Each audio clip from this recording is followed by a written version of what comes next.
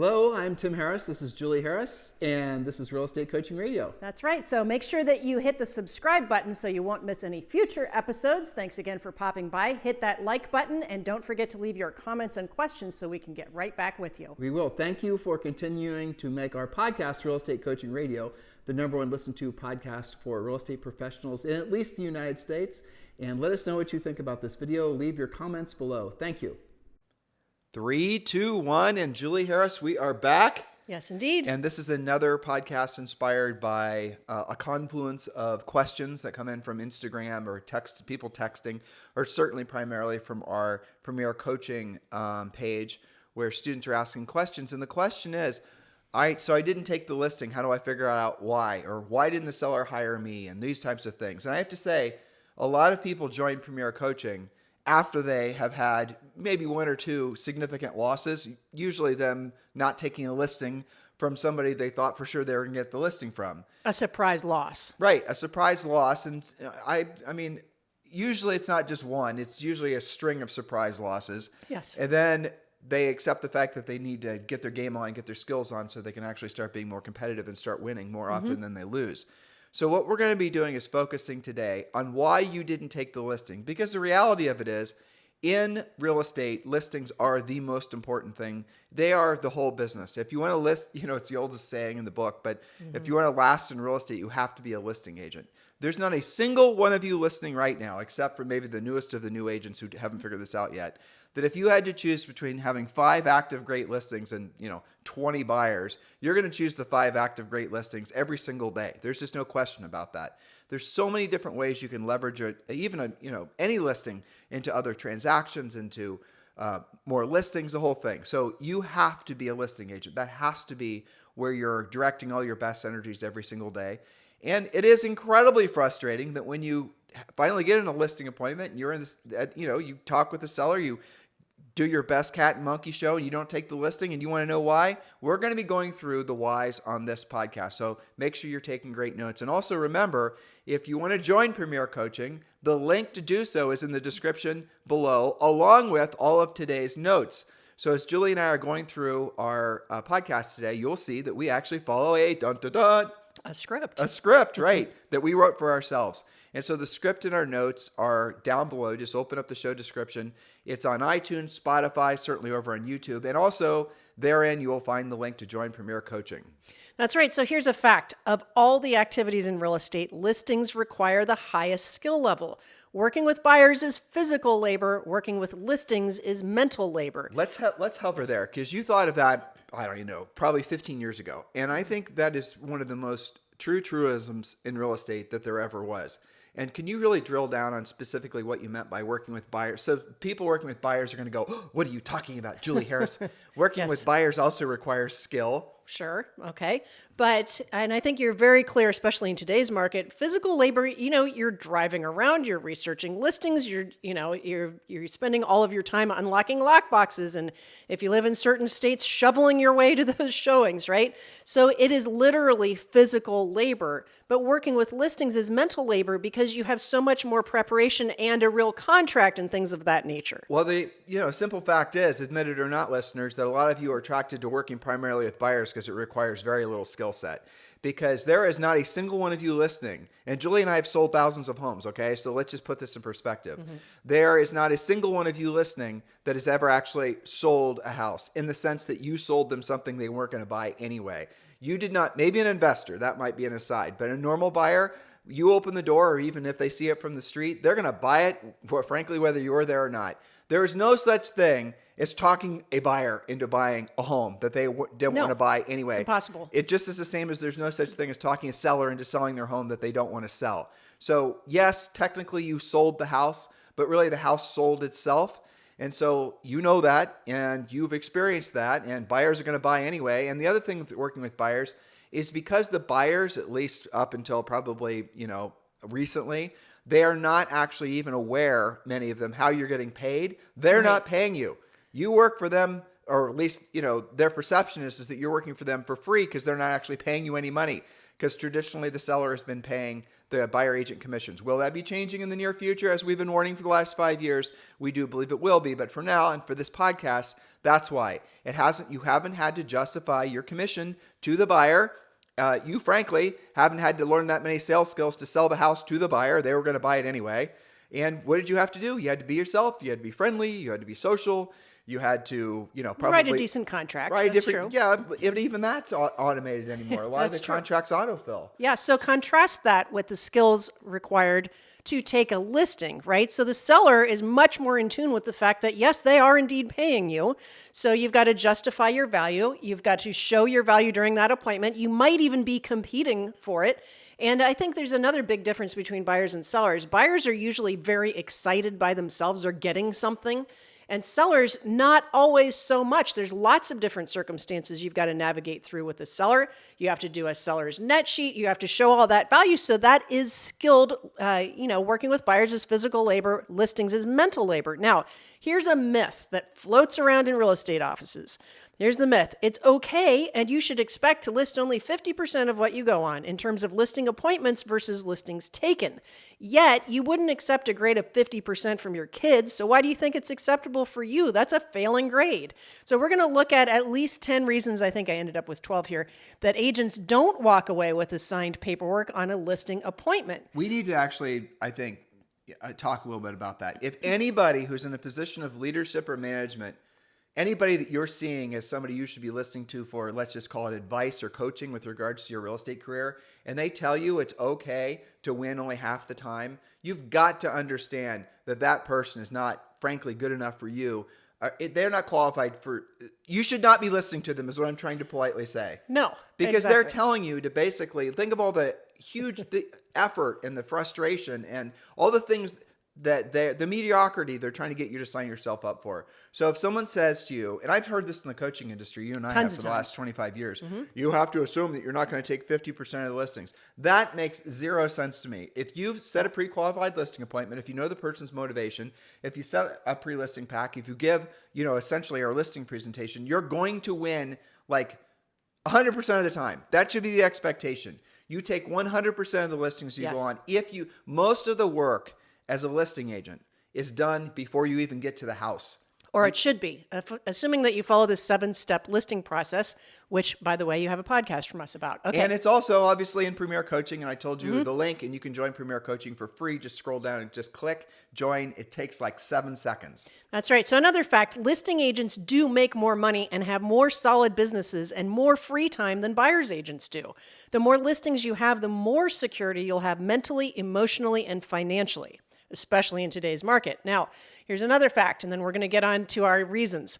Becoming a successful listing agent is the most challenging, most skilled-based, and highest paid part of your job. Not becoming great at this is a liability to your career. So make the commitment to learn the most important part of your job as a real estate professional. All right, now we're going to go through these next points relatively quick because we've edited these a bunch of times, and so they're pretty self-explanatory. But really, here's the conclusion for the introduction. When you're a listing agent, you have leverage. The listings act as leverage for you. When you're a buyer's agent, you're the leverage. That's essentially the way to think of it. When you're a listing agent, you're going to have 5 listings. Julie, I'm surprised you didn't tell the story, but someone sent us a picture once of her golden retriever in front of a fireplace with a cup of coffee, and on her iPad, she was listening to our podcast, and she was messaging us with that image, explaining to us that.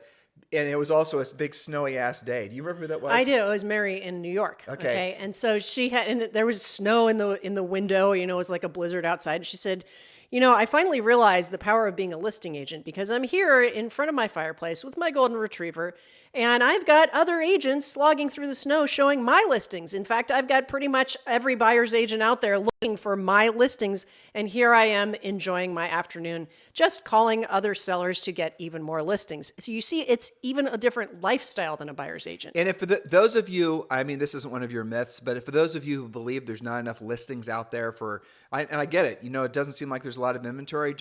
I'm just going to summarize it by, putting it this way. For every listing, there's a buyer. For every buyer, obviously, there's a listing. So if you look at the total number of transactions that happen every year, it's almost always 50% buyer sides, 50% listing sides. So why don't you just choose to be working on the 50% that's going to give you the leverage versus you being somebody else's leverage?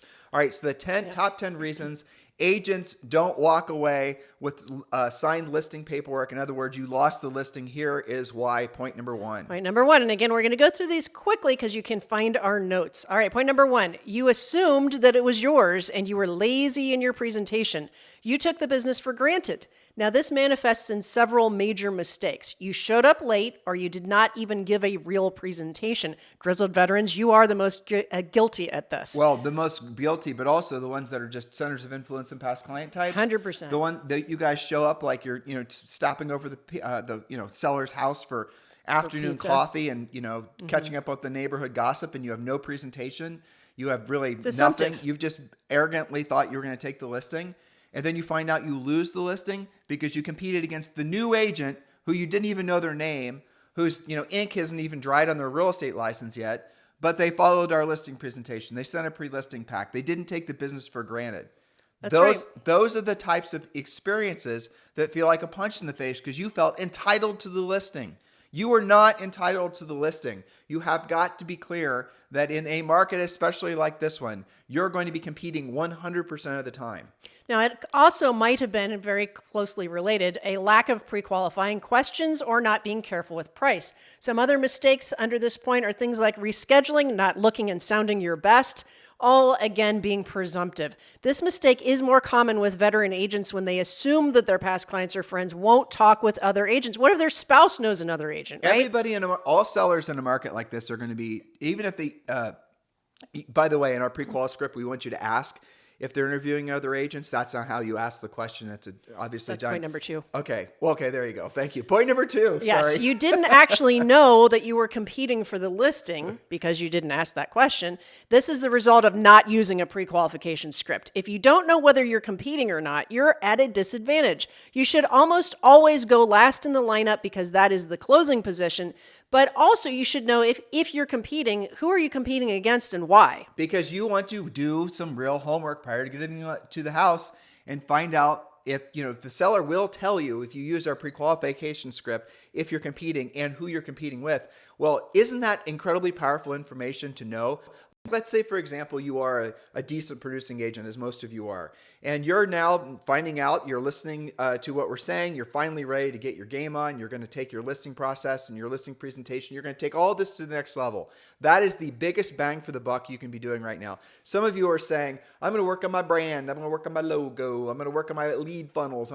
No, the best thing you can be doing right now is really drilling down and becoming the most powerful listing agent. That's what's going to put money in your pocket the fastest. That's what's going to keep money in your pocket the longest, because that's a skill set that won't, obviously degrade, provided you're, staying on top of it and going on listing appointments and whatnot and staying frosty. But at the end of the day, the bottom line is you've got to be following a process. You have to be following a system. And if you know who you're competing prior to going on the appointment, you can do some homework on who those other agents are. So let's say, for example, you are the Midland agent. You sell a decent number of homes per year. The seller tells you who you're competing with. Go to the MLS, find out exactly, does that agent even sell in your marketplace? Has that agent had a lot of expireds? That'd be good for the seller to know that, Mr. Seller, do you realize Bob has essentially listed 10 houses and only 5 of them sold? Or Bob hasn't actually ever taken a listing before. I've got an example of that, okay? Coaching client out in Long Beach. Got tired of losing not once, not twice, but 3 times to the same discount agent, okay? Now, how did she know that? Because the 3rd time she finally started using the pre-qualification script, found out it was the exact same agent and was going to use the same jib-jab, cut the commission probably overpriced. Now, she did what you mentioned. She looked up that other agent in the MLS. And she went to that next listing knowing that that agent had only taken 2 listings ever in their career and had done something like 18 buyer sides. Use that in the presentation to say, you do want a listing agent, right? Not just somebody that specializes in buyers. And in that case, won that time. But it wasn't until she had lost twice and finally did the research and finally used the pre-qualification script that she started winning. Well, this is all, you can learn this like she did. I know who you're talking about, by the way, through experience, i.e. losing. Those are expensive lessons. In her market of Long Beach, She probably lost $30,000 because she At didn't least. follow the pre-qualification script. Yep. That's expensive education right there. I mean, Don't lather, rinse, and repeat that. That's maybe 2 years of going to Sure. a state college or university. Yeah. You guys get what I'm saying? That's called dumb. Don't lose because you didn't follow the system. Pre-qual every single time. Never go on any listing appointments unless you know the answers to all the pre-qual scripts. That's right. Point number 3, you didn't know what price the seller had in mind before you showed up. This doesn't mean they're right about the price, but you should know what's going on in their pricing brain before you present your CMA. Sometimes sellers know about private sales that may affect pricing, and the market is full of sales like this currently. So here's a secret. Don't ever allow the seller to know more about comparable sales than you do. The only solution to this is the seller pre-qualification script, where you ask questions like, which recently sold home in your neighborhood is yours most similar to? In which they will answer that question and tell you why their house is better and why they want their price. Right. And there are so many little online, I'm not saying they're accurate, but little online widgets that'll give them an idea of what their home's value is. Zillow and the rest of it. I did read something funny. So Zillow's iBuyer business basically went kerplooey. Yep. So isn't that the ultimate validation that their That their Zestimate isn't so accurate? Maybe their Zestimate, when used at scale, is just Will run your business into the ground. Yes. Exactly. You Okay. get the point. I mean, they lost. I think it was something like a freaking $700 million or something. It was staggering. Ugh. But anyway. Yeah. All right. Point number 4. Yes, the greatest Zillow objection handler. All right. Point number 4, you don't know the competition or the neighborhood well enough to speak with authority. Competition meaning the other competing homes. Secret, preview the competing homes. Know the average days on the market, not just for the town or city, but the actual neighborhood. Know the list to sell price ratio for the latest comparables, and know if that's going up or down or remaining stable. And we do need to put in there, I just scanned your points. I don't think you have anything in there. Nope, you don't. Definitely with Julie's, that point that we just talked about, make sure you know all of the new construction competition. The new construction competition will, new homes in virtually every market. Obviously, there's some reasons why this won't be true, but new construction will almost always hand resale homes their butt. In other words, new construction is that much more desirable. And right now, new construction also, because a lot of the builders are buying the rates down by something like 2%, you can walk in right now to most new builders and get a 30-year fixed rate in the 4s. Yep. And that means also the seller, or rather the buyer, is going to be able to buy a new home that's probably bigger with a more modern floor plan and all the rest of it, which will cost them less money because there's not going to be, like, a resale is always going to have things breaking on it. You guys know what I'm talking about. There's no such thing as a house that doesn't break, and doesn't break all the damn time. I mean, we have dozens of rentals, let me tell you. Yep. They break all the damn time. But the moral of the story is new construction is much easier to sell, much more appealing.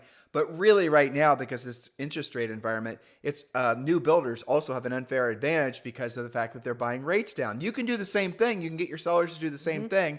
And we've done podcasts and lots of coaching about that. But just keep these things in mind. You must know what your new construction competition is. That's right. Point number 5, you were overly rigid with your commission and or pricing. In addition, you didn't create a game plan so the seller still feels like they're winning. No any other questions is not an effective script, especially if the seller's doing multiple transactions or a repeat client, a referring client, or somebody who's tight on funds to make the move. So here's the secret. All right. Julie's got to step out for a second. All right. The secret is learn how to use the unique selling propositions our coaches teach so the commission objection won't even come up. And here's really the bottom line when you're working with sellers like this, guys, is you have to do, again, we're always going back to the same thing. You have to pre-qualify them. You have to know what their motivation is. You have to know what their time frame is. You want to know the answer to that question. The most important, when you're setting the appointment in the first place, the most important thing to know is why the seller is selling. Because if you know why the seller is selling, you effectively have got essentially the keys to the kingdom in getting that listing, don't you?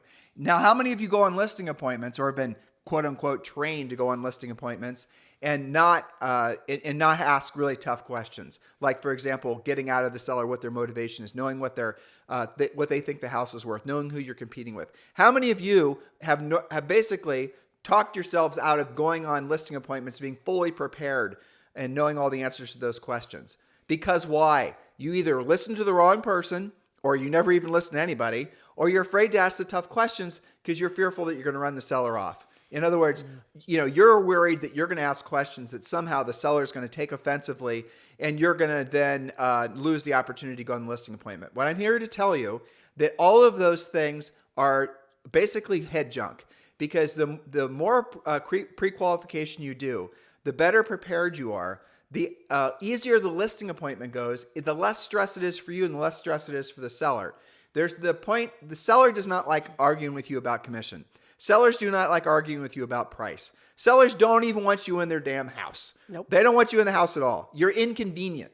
You're a big, dark cloud of stress. I don't care how much you think they love you. They just assume have their house back so they can watch Wheel of Fortune. You guys getting what I'm saying here? I'm trying to make you laugh, but that is the truth. So one of the ways, or one of the key reasons why you will take the listing when you're following our listing process, is because you've removed 99% of all of the things that they hate about dealing with getting their homes for sale, because you pre-qualified, because you already know what the price is prior to getting there, because that's not a big wrestling match, because the commission objection is already solved, because you were a professional. That's the bottom line. That's right. So remember, if they have to sell, consider listing it a bit over the price if you have to, if you believe it's correct, but have a plan to reposition the price if you don't get offers in 2 weeks. Again, we go into this in coaching with your price reduction scripts and how to do that. But the point is, if they are motivated, don't walk away from it if you didn't get your price. That's what point number 5 is about. Keep that in mind, right? Keep that in mind that you are, if competing, you will often, especially if you position yourself as last, you will often be able to find out when you're following our system, if you don't know for sure what the seller thought I think my house is maybe worth six to 650. Well, if you're competing against 2 other agents and you're the third one in, at that point, you're going to have to assume that at least one of those other agents, the lowest skilled agent, will have blown that, price out of the water and told the seller, "Oh no, your house is worth $825." Right. Well, you need to know what the seller is thinking, and you need to get a realistic expectation of what the seller wants to list it for, because that other agent who gave them this ridiculous price, who essentially fed the seller's greed, right? Ego. Yeah. That might in itself be enough motivation for that seller to list with that other agent. So some cases you're going to have to overprice to take the listing, but what you need to do is you need to set that up from the start, saying something along the lines of, "Mr. Seller, listen, I love your house. I completely understand. Well, even though the market is telling us it's worth, $600,000, don't say I, or don't say my CMA, right. Say the market. Even though the market is telling us it's worth $600,000, now that I've seen it, you're right. Your backyard and the improvements you made are spectacular. And this is an extraordinary house and doesn't necessarily fit any of the most recent sale comps. So let's go ahead and let's price it at, $639 or whatever. Let's go ahead and price it at $639. And let's agree to this, that after 2 weeks or 10 showings, you can adjust accordingly, listeners, depending on your market. If we don't have a real written verified offer on your property, that will reposition the house on the market so that correctly reflects the buyer's expectations. So let's write it down in our calendars that on this particular day, that if we don't actually have an offer on the property, that we're going to revisit the price so that it's more in alignment with the market's expectations. Look at all the words I didn't say. I didn't say lower the price. That's the main one. I didn't say my price, my CMA. I didn't make it so it was me against the seller. You guys understanding? This is the skills part. And once you get this stuff down, it's not hard. You're going to take listings over, even if, Bob overpriced the listing and even, to try to beat you in a listing, competition, basically is what it is. Even if he overpriced it and he cut his commission, you're now not allowing Bob to cheat to win. And so you're going to end up taking that listing. That's how you take 100%. Mistake number 6, you used a canned presentation instead of asking what the seller needs and presenting that, or what they want. Here's the secret. It is it's far easier and more effective to present based on what the seller actually values rather than assuming that you know already. And it shows respect. So show respect by asking questions and addressing their real concerns. We do teach you that in Premier Coaching in our listing section. Right. And those of you in Premier Coaching, I've traditionally called that the Sharpie close. What do you call it? Yes, it is. Okay, that's called the Sharpie close. So make sure you're using the actual listing presentation that we teach you guys to use. By the way, our listing presentation, when you follow it, you're going to be at the house sometimes for like less than 10 minutes, sometimes as long as like maybe 30 minutes. And if you're, if you like to talk with them or they like to talk with you, or if you're in the South, it's going to be a little bit longer, because people like to, take the time to get to know you. But a lot smoother, though. It's a lot smoother, and you're just focusing on what they care about when they're choosing someone for the job of being their listing agent. You're not just going through a 30-page presentation talking about a bunch of crap they don't care about. And, well, this is the way I've always done it, or this is the way I was taught to do it. Yeah, because your office manager said, well, you just use a canned presentation because they always say the same thing. So just do A, B, and C and be done with it. Nope. You ask the seller, and again, this is a scripted professional approach, what's important to them, and you just focus on those things, and then you move forward. That is what we teach you to do. And by the way, you can take that approach when you pre-qualified, when you send a pre-listing pack, when you've actually, remember I told you earlier, listeners, that most of the winning takes place prior to even showing up for the listing appointment. In other words, the work is done prior to getting to the house. And when you're at the house, it's simple. Maybe 2 or 3 things they want to review, then you're out the door. It is not more difficult than that.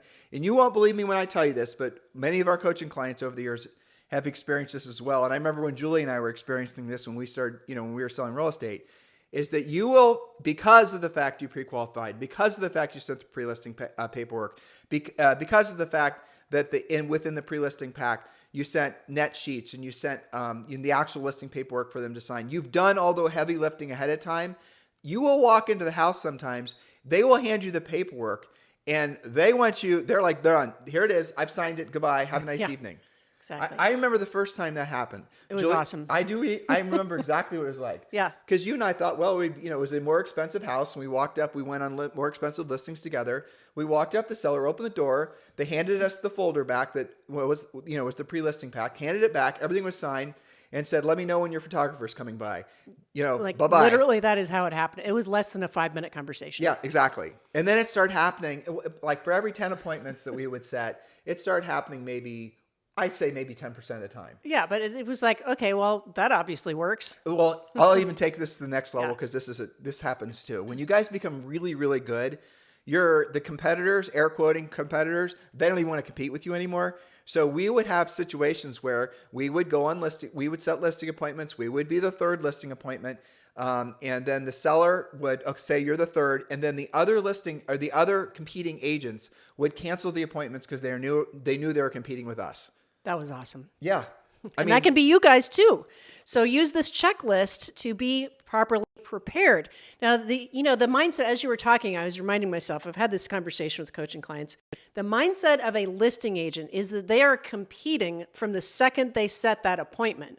By sending the pre-listing package, by showing up on time, by doing all these things, it's not just right when you're in front of them. Julie and I and all of you should not ever accept losing. Find it like... It should be offensive and repulsive to you. That is exactly what it should be. It should be repulsive. When you lose, you have to be intolerant of that loss, and you must find out why you lost. And the worst thing you can do is blame something external. Well, they listed with the other agent because they told him a higher price. Oh, they listed with the other agent because they told him a lower commission. Oh, they listed with the other agent because they know him from golf, or blah, blah, blah, blah. You and your long list of excuses, what you're really doing is you're trying to shield yourself from having to, feel the pain of the loss. And with that pain, usually comes massive opportunities to learn and for you to get better, because you're not going to want to feel that pain again. So if you remember, Julie was telling you the story earlier about the gal in Long Beach who had to feel the pain twice until on the third time she actually decided she didn't want to experience it anymore. There's an old lesson, their old proverb. I need to actually take the time and Google where this came from. But a smart man learns from his mistakes. A brilliant man learns from the mistakes of others.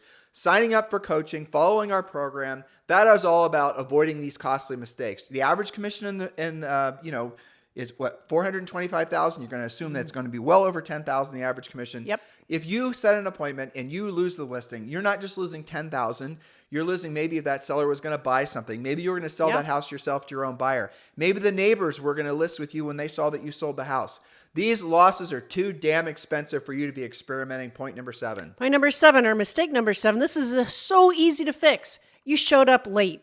Being late is a huge mistake. Arriving late shows disrespect and will mean that you are already on bad footing before you even open your mouth. Early is on time is late, and when you're late, you lose.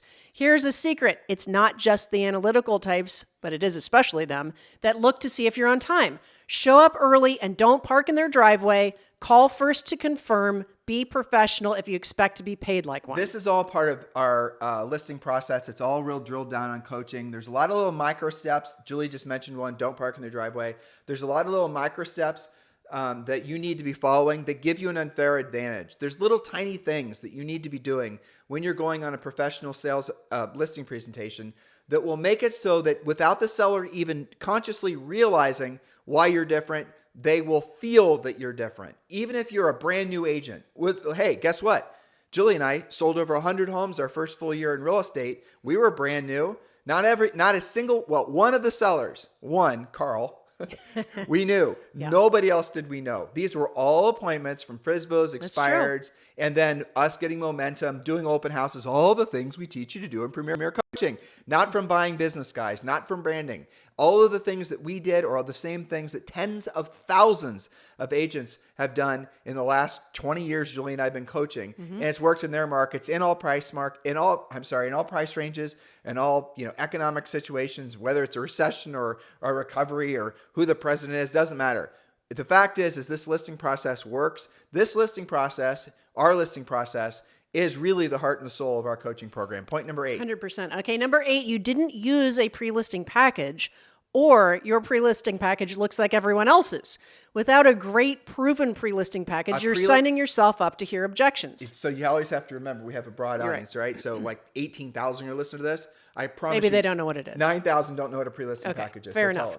Okay, so it is your silent salesperson. Your pre-listing package covers all of the objections before you get there. It talks about what makes you different. Those are called USPs, unique selling propositions, because that's what the seller asks. What makes you different? When you join Premier Coaching, we have created the pre-listing package for you. It is done. It is not canned. We want you to go there and personalize it. By personalizing it, we don't want you to change the nature of what the content is. But like, for example, the About Me is going to be about you. You're going to have testimonials are going to be yours, things like that. But do your pre-listing package, because your pre-listing package is actually your silent salesman. Include the other things that we ask you to include when you're sending your pre-listing package out. Guys, if you had right now sitting on your desk 10 completed pre-listing packages as we have coached you to do, those 10 pre-listing packages represent, at least in many of your markets, over $100,000 in winnable commission for you. You now have to go out basically and find the motivated sellers after you pre-qualify them using our pre-qualification script, and you will be shocked how simple and elegant and streamlined our listing process is. Some of you have believed, been frankly, lied to, and you believe that becoming a listing agent is something you have to toil away working with buyers. Oh, one day you'll be a listing agent, blah, blah, blah, blah, blah. You believe that it's harder than it is. You believe it has to be more complicated. No one's going to list with you if you don't have a brand. You've got to be the mayor of your town. Nope. You have to have 10,000 videos on YouTube before anyone's going to list with you. Those things are not true. None of those things are true. They've never been true. You can be, I always like to use Chuck Williamson as my example. Sure. Chuck Williamson is like 40.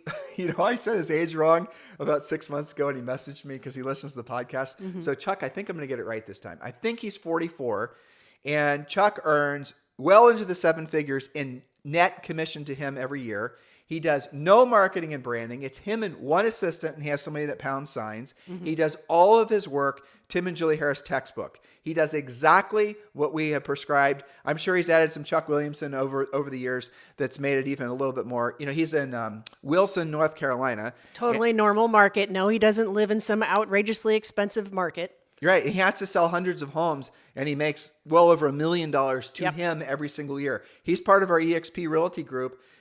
He's not the most successful in our Exp Realty group, but he's one of the top 10. Mm-hmm. Yeah. So my point is, he has no marketing, no branding. I had to show him how to use Facebook. He doesn't do any direct mail. Not a big team. He doesn't do any YouTube videos. The industry doesn't celebrate people like Chuck. Because why? They keep their head down. They do their work. They do a great job with, helping their clients accomplish their goals. They make massive amounts of net profit. With that net profit, they reinvest in other things that make them passive income, and they become rich. What the industry wants you to do is become an egomaniac. The industry wants you to think you have to invest and waste all of your money, marketing, branding, teams, postcards, Why? because there has to be at least $1 billion that's spent per year by agents buying stuff for their real estate businesses. And if the industry is then subsidized, paid for, lobbied to support all of these third-party companies selling stuff to agents, okay? You guys notice that Julie and I do not have any advertisers from CRMs and all these other companies. They solicit us constantly to be on our podcast. We could probably sell at least, I bet you $3 or $4 million worth of ads per year on this podcast if we allowed those types of companies to market to all of you guys. But we won't do it.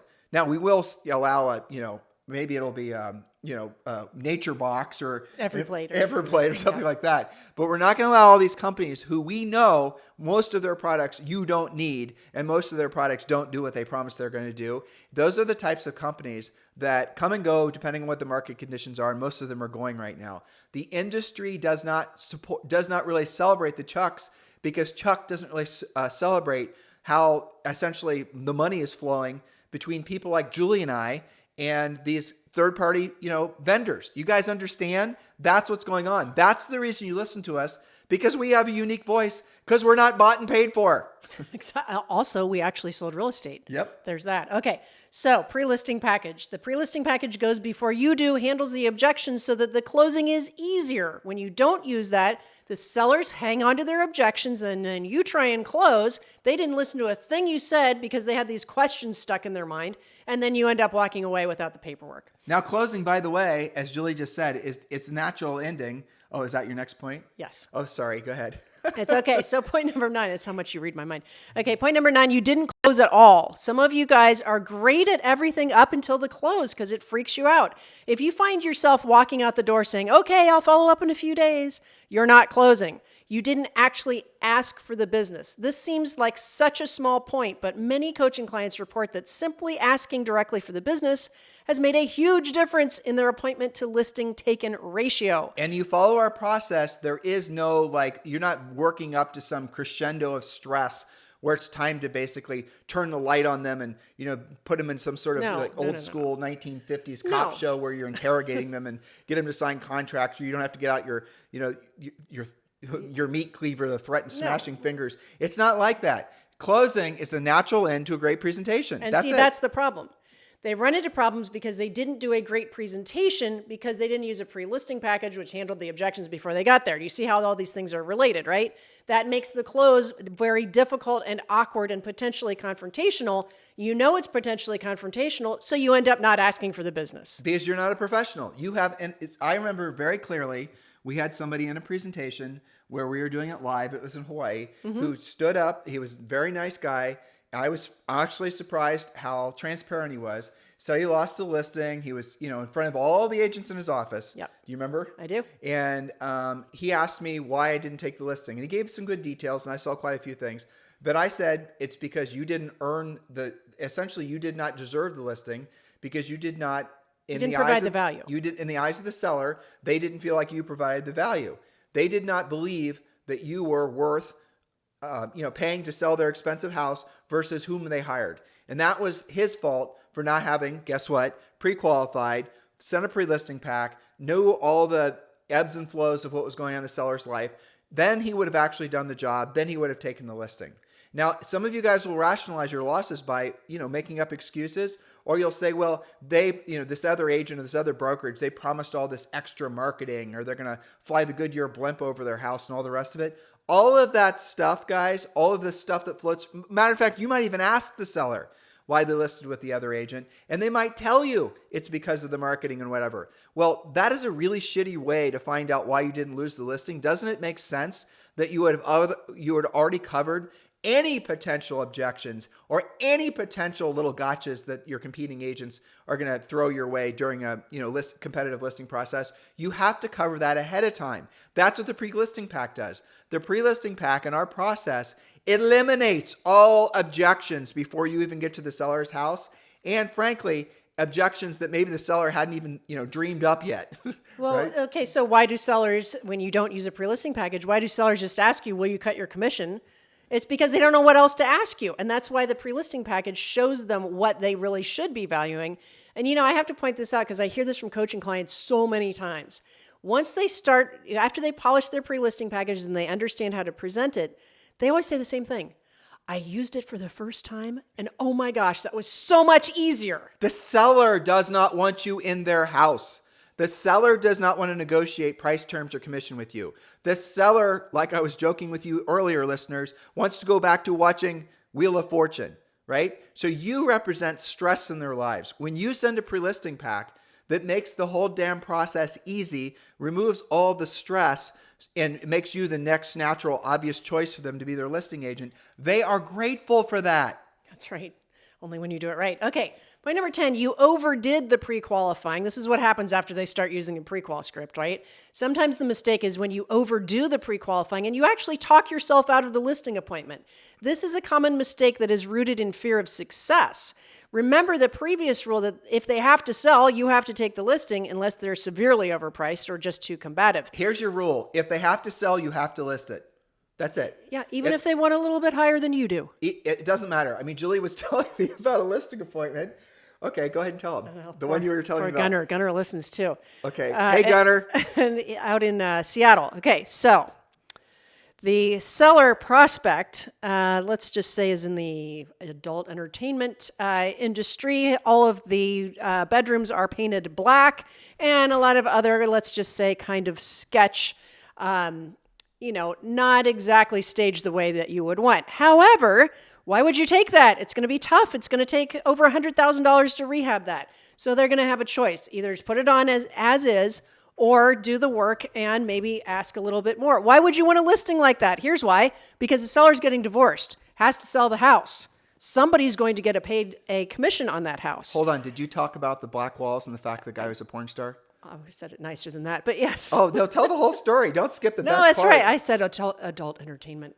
Yeah, but he's a porn star. Don't skip the details. You're not giving any names. It's fine. No, it's okay. So yes, the house has, let's just say, decor issues and needs to be fixed up. Now, it would be easy to over pre-qual and say, why would I want that listing? I don't want that listing. That's going to be a nightmare. I'm going to have to overcome all these things. But applying that rule, Gunner and Brian co-listing with you, the seller has to sell, so take the listing.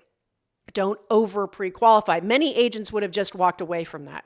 Okay, point number 11, you weren't prepared for any or all of the common objections. We handled this a little bit talking about the pre-listing package, but here's the common objections that the pre-listing package will handle. I'm going to probably list with the neighborhood expert, specialist, etc. I'm considering listing with my friend. I'm also interviewing the agent who sold me the house.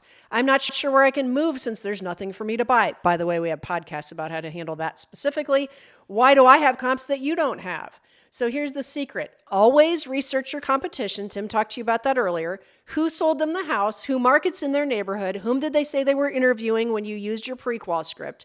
You did use a pre-qual script, right? So another secret, always know the stats on those agents. What is their expired rate? How long have they been in the business? How many listings do they sell versus buyer sides? Do they have any suspensions to their license? These are all things that are easy to find out. So when Julie and I, after we'd been in real estate for 3 or 4 years, we were usually one of the top 20, sometimes the top 10 agents in our board of realtors, right? We sold in Central Ohio, so it's a Columbus board of realtors. And so what we would do when we would be competing all the time. We never had any easy listings. Towards the end, like we'd have more repeat and referral. It became 50% of our business. But we go on these listing appointments, what Julie and I would have is in our briefcase, we would bring along, especially in the more expensive listings, we would bring listing appointments. We would bring a list of the top 100 agents in the board of realtors with all their statistics. How many of them are the list side? How many of them are their buy side? What's their list to sell price ratio? What's their days in the market? Actually, I think it was the top 300, right? And so we would be on a listing appointment and, the seller still was like, you know what? I know Bob from the tennis thing and our kids play together. And I'd say, well, here's Julie and I are in, Columbus right now. We're the third top agent in listing, and maybe in your market, we're the number one listing agent. So here's the top 300 agents in the board of realtors.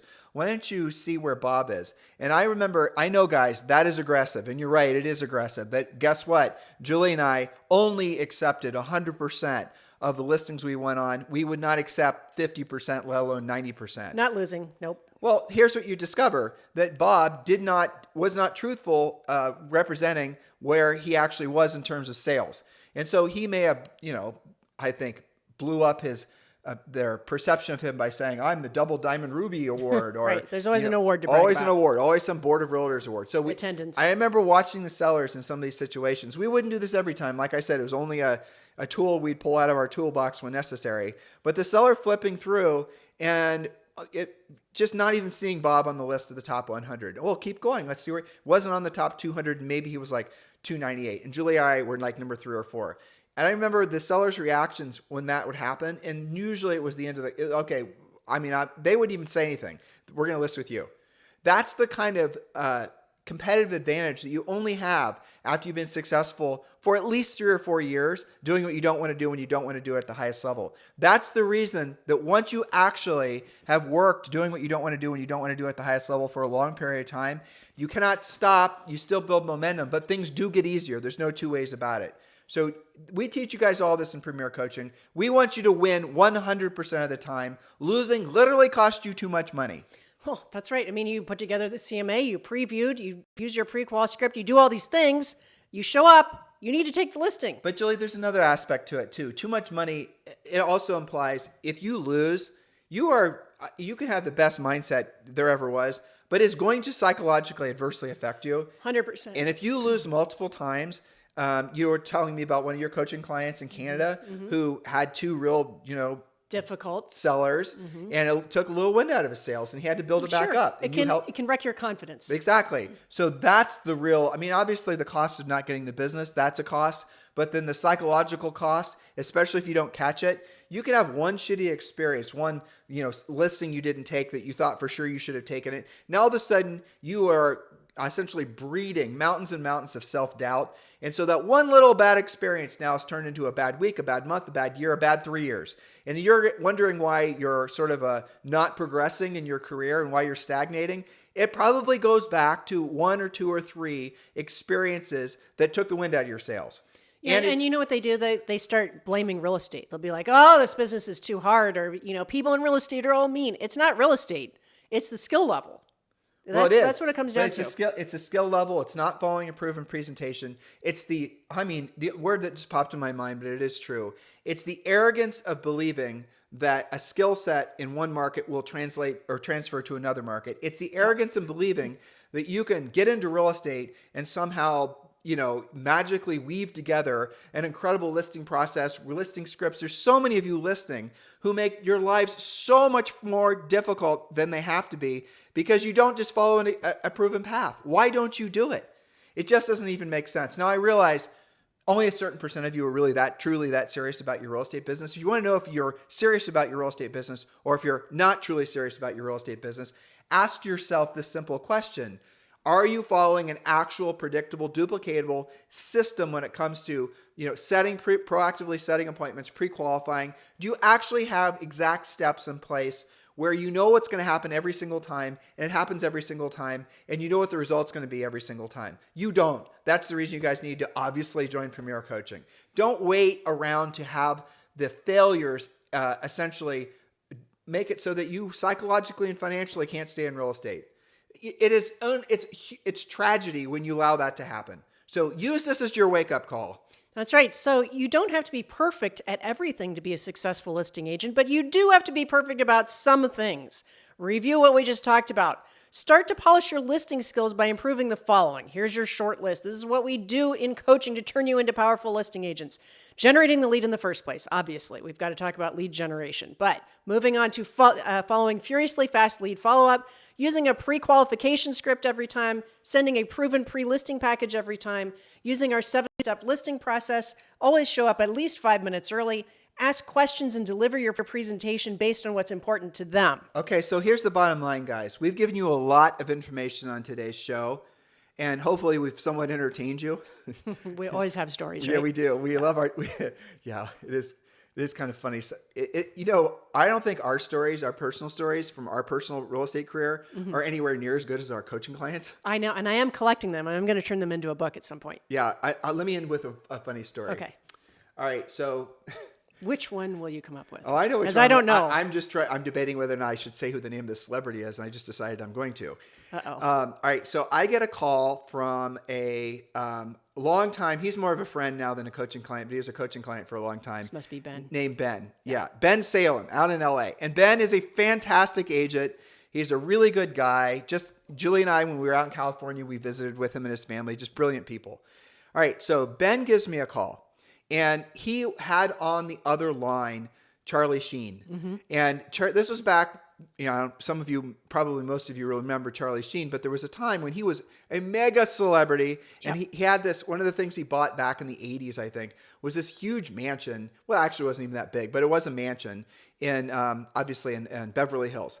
And so in this mansion, it was exactly like you'll picture it. You can find pictures of it online. It looks beautiful, but it's definitely dated. The problem is that there was a little hidden room in the basement that was a literal dungeon. And yes, that kind of dungeon. The dungeon that you're envisioning right now, that type of dungeon. Yeah. And it was not something, obviously, a lot of people were going to be that enthusiastic, having some sort of really, I think, something looks like, Let's just say it was very specific. lots of, whips and chains and pulleys and, red and black and just disgustingness. You wouldn't want to go in there with a blue light is what I'm trying to say to your listeners. Yeah. All right. So Ben is trying to do his best and trying to explain to Mr. Sheen while I'm listening in and, kind of coaching him as to how to work through the issue of a condition issue compounded with a sex dungeon issue. Okay, you guys get Can you imagine the feedback? Well, the funny part is that a lot, some of the people looking at the house were also celebrities. And usually when you have in LA and these really expensive listings, there are NDAs that are signed. There are, forms that are signed. The listing agent won't be allowed to be at the house during the showing because so-and-so is seeing it. Sometimes the celebrity, if certain profile or levels of celebrity, they don't even look at the house. They send their assistants, and their assistants take videos. It's very complex, but all that is interwoven into a lot of really hilarious stories. And I could tell you more and more and more because Julie and I, over the years, have coached some of the most successful agents in the nation. Yeah. And again, I'm just thinking as I'm talking, I'll tell you another one. Okay, I'm going to tell you another one. Sorry. So I don't remember these names, but you guys, this is fairly recent. There was a Chinese dissident who was a very rich billionaire who was attached with Steve Bannon. And I'm not being political. I'm just telling you the story. Research this yourself. Right. So this Chinese guy was supposedly on the hit list from the government of China, and they supposedly wanted to kill him for things that he said that were anti-Chinese government and all this other stuff. It was in the news. And again, this may be 3 or 4 years ago. Well, so this guy had a yacht that he had moored in international waters off the coast of New York City. Is this a Rob deal? I think maybe. Mm-hmm. Yeah. Okay. I'm just telling you what I remember. I don't. This is all it was. So the Steve Bannon tie-in was. You guys might remember when he finally, I guess, he got arrested. Again, I'm not political. He was arrested on that guy's yacht. So here's what would happen. That guy would come in off the yacht and his little dinghy, which you can imagine is probably like a 100-foot boat. Mini yacht. Yeah, a mini yacht. And he would come in every day. He'd look at 3 or 4 properties, and then he would leave again. And he was doing this looking at random apartments in New York. But the experiences and the stories that were associated with the interactions that our coaching client had with him were just hilarious. The security, the helicopters, the James Bond crap that was going on constantly. I mean, there's so many things like a movie. Yeah, so our stories pale in comparison. I mean, Julie and I sold real estate in Columbus, Ohio, for God's sake. Yeah, we had some weird stories, but Well, I will say this. Yeah. So the second half of our career selling real estate, we sold a New Albany Country Club. And New Albany Country Club was developed by Les Wexner. Mm-hmm. And Les Wexner, who you guys might know, was associated with Jeffrey Epstein. which we didn't know at the time. Which we didn't know at the time, but a lot of the people you guys read about in the news, Julie and I knew through social connections, or we were at parties with them, and we'd seen all of them. And guess what? We knew they were bags of creep when we were there. Right. I mean, they were. Something just didn't feel right. Yeah, no, they were creepy as hell. And everyone who was had been part of that social circle for a long period of time, who they knew we weren't. We were bootstrap types that sort of found ourselves walking amongst the billionaires. Yeah. They would warn us. Yeah, They and were the looking levels out of for us. security were pretty outrageous too. But Yeah, yes, it yeah, was. I mean, there was interesting Mossad times. walking around protecting Wexner, and Wexner has. We went to some parties at his house. Oh my God, the house is ridiculous. But the art he had on the wall. He has what's rumored to be now the world's most valuable collection of vintage Ferraris. Mm-hmm. I mean, all these crazy things. But this happens only when you're a listing agent. Is Yes. the world of story. Well, but there is a point to that too, which is, and this goes to the fact that it is mental labor, right? And it is a lot more interesting, I have to say. One of the things that we work with our listing agents in coaching is become more interesting yourself, study things, be able to look at the art in a high-end property.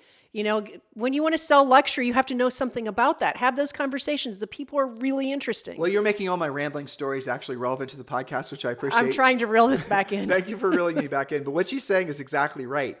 We wouldn't be involved in those social circles back when we sold real estate if the people that had been part of those social circles for generations didn't at least find us somewhat interesting. You guys get it? Yeah. And so we had to become the people that they would want to be friends with. And that was again, all part and parcel of our upward ascension. And so we had to, like Julie said, we had to study art, different architecture. We had to know about the things that they were interested in. And fortunately, most of them were interesting ourselves, Jeffrey Epstein aside. Mm-hmm. I mean, the fact is that those, where did they go for in the summer? Where were the places that they would visit out in Colorado? What were the, clothes that they like to buy? What were all of that? And we've taught our coaching clients over the years. I remember when I started coaching Rob Johnson, he's the #1 agent in Greenwich, Connecticut. One of my favorite coaching clients of all time, frankly. We encouraged him. He already had a fleeting interest with a lot of different things that the aristocrats in Greenwich were interested in. Right. And so what I encouraged him to do was join a hunting club. Okay, when you're at the hunting club, I want you to really learn the hell about shotguns. Yeah. Now, I knew enough about shotguns because I studied it when you and I were, up and coming. So we too would be interesting to those types of people. Sure. And guess what happened? They ended up doing business with us, and they ended up doing business with Rob because he wasn't just showing up as a carpetbagger at this hunting club that was 400 years old or whatever. He actually knew about the different shotguns, knew about the history of it. When in Rome, right? Right. He knew about who the manufacturers were in England and Italy and all of the rest of it. That's fun, but that's really what it takes. Some of you guys are you're stalled. Essentially, you're stagnant. You're not progressing. You're intentionally keeping yourselves in these tiny little, Julie and I called them golden cages, right? Everything's good enough. Everything's easy enough, but you stalled out. You're not evolving. You're not moving forward. And it's starting to wear away at your soul. Some of you, 1% of you, you know what I'm talking about. You need to put yourself back in a situation where you're curious. You need to make it so you're no longer the big fish in the small pond. And when you do that, it is scary, but it's also exciting, makes you feel incredibly alive, and also makes you so much more. If you want to know how to have, everlasting levels of motivation, if you need to be motivated to do something, don't even do it in the first place. Because when you are needing motivation to take action, whatever motivation you get from some external source, it could even be Julie and I, it's not going to last. So you need to look for things that naturally align with the person you're trying to become. And then one thing is feeding itself. And now what you have is this never-ending wave of motivation because you see yourself progressing. That's what training is all about. That's what coaching is all about. That's why so many agents are moving over to Exp Realty. Look for ways to challenge yourself and just be always grateful because look, guys, we are all blessed to be alive at this time. We're all blessed to be in this industry. We're all blessed to be selling real estate in a market like this one because it allows this sort of embedded, the new agent or the agents that have always wanted to become listing agents, it allows for a level playing field because the agents that have been dominant in the country for the most part have never had to develop skills. Now, if you develop skills faster than them and you start competing with them, you will start beating them. That is what happens in a market like this. It doesn't happen in the other market because the sellers don't really care who they list with because they know the house is going to sell itself. So listen, guys, Julie and I obviously could talk for days. Sometimes we do. Yeah. We love the fact you've kept this the #1 listened to daily podcast for real estate professionals in at least the United States. It is our pleasure and our honor. A lot of you are moving forward and joining Premier Coaching. We certainly appreciate that. The links are in the show description below. If you'd like to join Julie and I at Exp Realty, we strongly encourage you to do that as well. Again, the links to do so are in the show description. Thank you, thank you, thank you. Thank you for the 5-star reviews. We certainly appreciate all the love and the support we've received from you guys over the years. It is our pleasure and honor to be at least your hopefully somewhat entertaining podcast host Hopefully.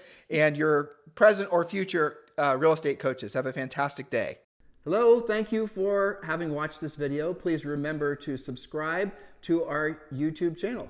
That's right. And don't forget to hit that like button, leave your comments and questions below, and we will get right back with you. Thank you for watching this video. And remember to watch the next one. You're going to love that one.